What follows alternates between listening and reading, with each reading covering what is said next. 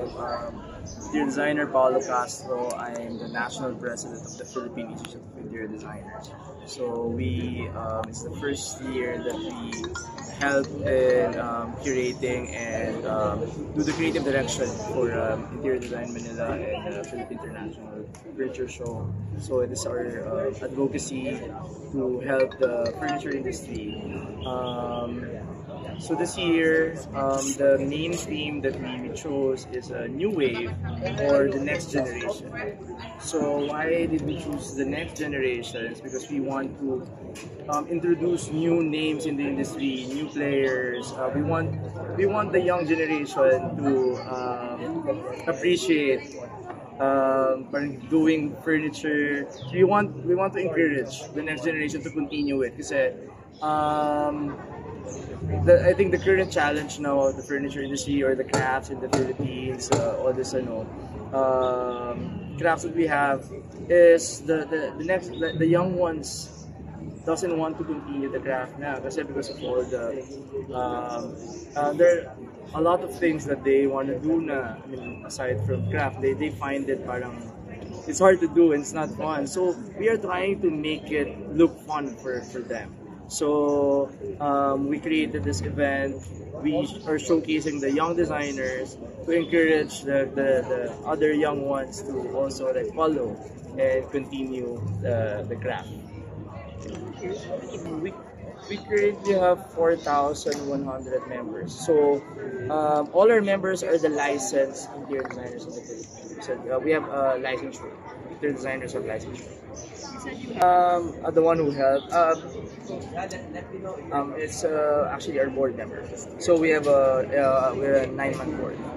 So and I asked like known interior designers to help us curate different spaces. Like this lounge, VIP lounge or the buyer's lounge, was designed by the Almario sisters, interior designers Ivy and Cindy Almario. And then we have the pavilion of the PIID because we are celebrating our 60th anniversary this year. So Philippines already have 60 years interior design industry. So it was designed by interior designer Anton Mendoza. And we have the special setting with Leroy New. That special setting is known the New Wave. So we are introducing different upcoming designers globally. So they're the ones who's exhibiting na in different countries, like some in Paris, some in Singapore, and then the other ones are the next generation of known brands who are continuing their family business, continuing the legacy of their family. It was curated and designed by interior designers Joy Ngo and yours truly. And then we have the special setting of the Philippine International Furniture Show in the aisle. You'll see like different setups in the aisle.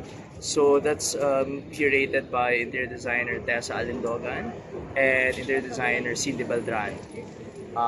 And also the event a while ago, the opening ceremony was directed by another interior designer, Cecil Ravelas.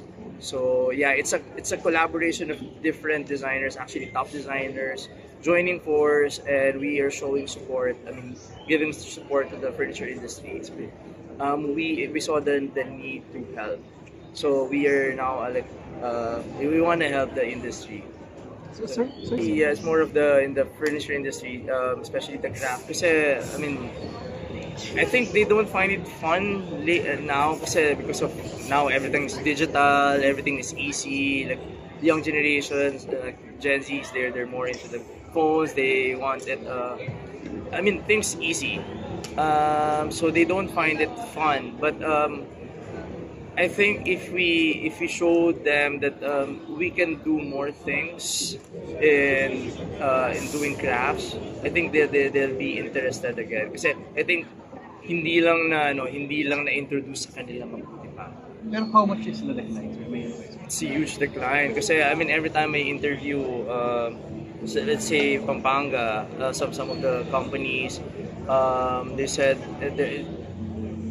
it's hard to get the artisans, like real artisans. Actually even now, me in interior design, normally we get artisans to do special design in our projects. But normally, it's very hard now. That's why it's getting expensive because there are very few who do woodcraft, leather making, those weaving. Not much na, unlike before, like everywhere you'll see artisans doing those crafts. Now there's very few. I think for us naman, actually interior design, it's about the setting, the setup. Actually marami dyan you'll see. Kasi I think you saw lang the big stuff. Pero there's a lot, when you go around, you're gonna see, it's more on mix and match. It's more in mix and matching. Sometimes in condos, it's just a matter of like mixing colors. So it makes a big difference sometimes with the colors. We normally do illusions. Yeah. Okay, just giving advice. If a space is, if you want the space to look wider, use vertical lines. If you want to make a space look higher because the ceiling is low, your pattern should be always vertical lines for ceiling, and if you want to make it wider, use horizontal lines.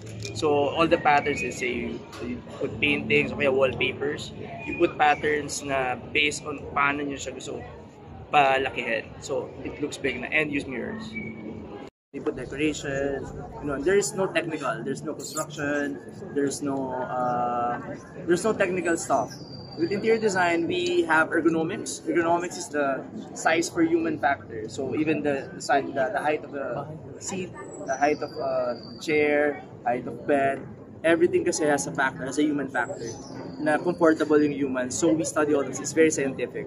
And we even do the lighting, we specify materials, materials suitable for the client, and also we have a big part in sustainability because we specify materials that can help in protecting the environment. So very deep yung interior design compared to interior decorating.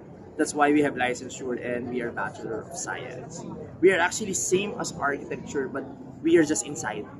So that's the common misconception. So they thought when you're the designer, you should be arte, you should be like doing flower arrangement, doing like table setting. That's different. It's interior decoration. AI won't replace designers, but AI might replace designers who doesn't know how to use AI. Okay, whenever you design for human, you need emotion, right? Because you're dealing with human, you're dealing with there's human factor. So every design should have a story, and that's something that AI doesn't have, emotion. So you can't, AI can't create a story of you. Let's say I'm doing your house, right? How could AI know that, okay, this is like your needs and all? So we design much deeper than what AI can do because we deal with humans, human touch, human factor. So we use it for conceptualization normally to make it faster for us to visualize, make it faster for us to formulate a concept. So personally, I use it sometimes to make it faster for me to like articulate or like bring out the idea that I want.